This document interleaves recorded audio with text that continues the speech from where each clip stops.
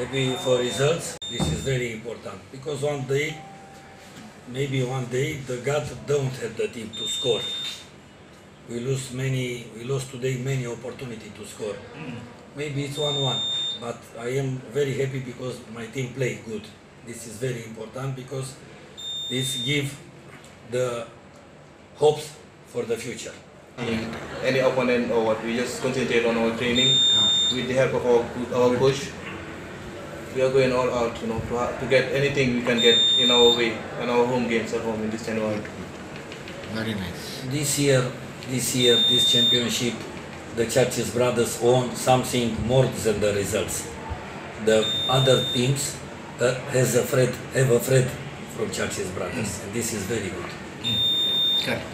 No, don't think I go in Churchill Brothers, we win.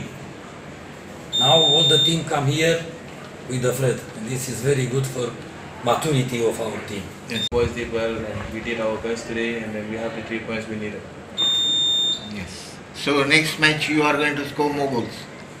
Hopefully, because it's football. You never know the history of the game until the game starts. Yes. We're always ready, and we go in for the championship, and then we need the trophy too. So we'll do our best to win all our games.